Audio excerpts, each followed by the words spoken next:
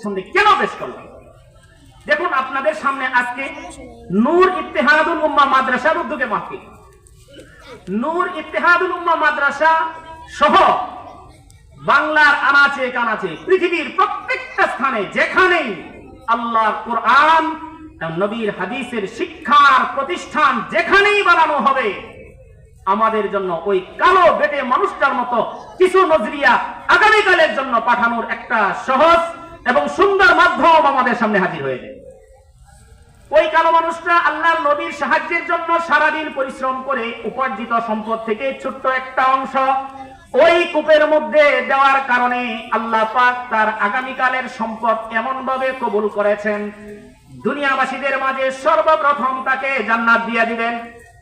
আমি আপনি যদি এরকম নূর ইত্তেহাদুল উম্মাহ মাদ্রাসা সহ যতগুলো মাদ্রাসা দুনিয়ার জমিনে প্রতিষ্ঠা লাভ করেছে, এই মাদ্রাসায় যে সমস্ত ছেলেরা তাহাজ্জুদের সময় উঠে কোরআন তেলাওয়াত করবে, আমি আপনি কমল মুড়ি দিয়া, লেপ মুড়ি দিয়া আরামের ঘুমের মধ্যে পড়ে থাকবো।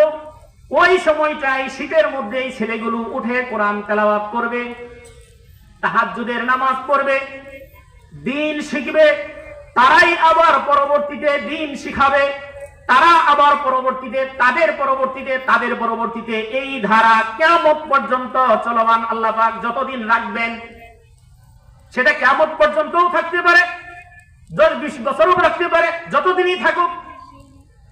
এই মানুষগুলো, এই মাদ্রাসার ছাত্রগুলোর জন্য যদি আমি আমার উপার্জিত অর্থের একটা অংশ, আমার কামাই ছোট, সেখান থেকে একটা অংশ, আল্লাহ পাক আপনাকে কামাই একটু বড় করেছেন, আপনার বড় একটা অংশ যদি আপনি সকল মাদ্রাসাগুলোর জন্য, এসব ছাত্রদের জন্য দিতে পারেন, মাকসাদ যদি হয় এই আয়াতে আল্লাহ পাক বলেছেন ওয়াল তানজুর নাফসুম মা কদ্দামাত লিগাদ, হে ঈমানদারেরা তোমরা লক্ষ্য করো, তোমাদের লক্ষ্য করা উচিত আগামী কালের জন্য তুমি কি পাঠাইলা।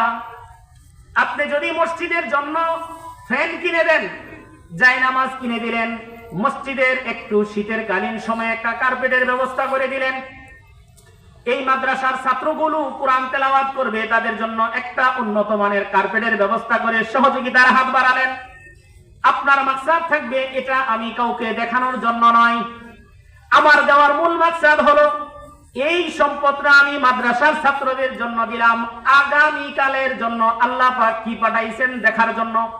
আমি আমার জীবনের কামাই থেকে এই কয়টা টাকা আগামী কালের জন্য রাখলাম, আমি আমার জীবনের কামাই থেকে 10টা টাকা আগামী কালের জন্য রাখলাম।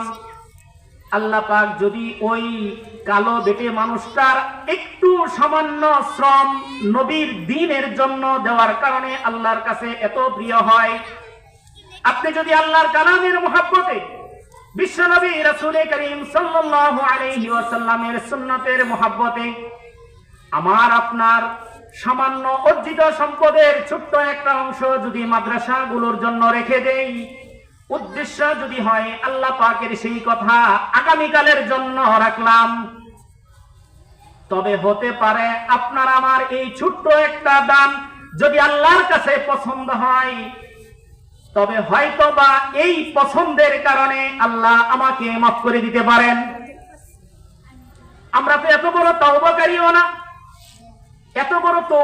না, যে তওবার সময় আমাদের চোখ দিয়া পানি পড়ে।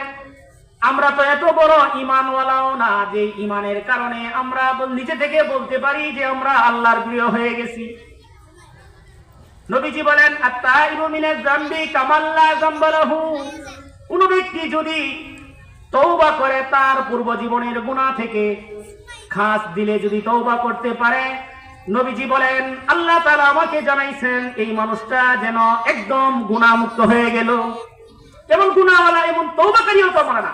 আমাদের হায়াতের জিন্দেগিতে কত মিথ্যা কথা আছে, কত পাপ আছে, কত মানুষের ক্ষেতের পানি ছাড়ছি, কত মানুষের গাছে বড়ই না বইলা খাইছি, কত মানুষের চারা নষ্ট করছি, কত দোকানদার থেকে 10-20 টাকা 50 টাকা আমার দোকানদারা ভুলে গেছে। অনেক দোকানদারা মনেই নাই যে আপনি 10 টাকা আপনার কাছে পাইতো, আপনারও মনে নাই এই দোকানদার আমার কাছে 10 টাকা পেয়েছে। জীবনে কত অপরাধ আমাদের জীবনে জমা আছে। যদি একটা তওবার আলোচনা আপনাদের খেদমতে অল্প সময়ে বলি, বুঝতে পারবেন তওবা কাকে বলে।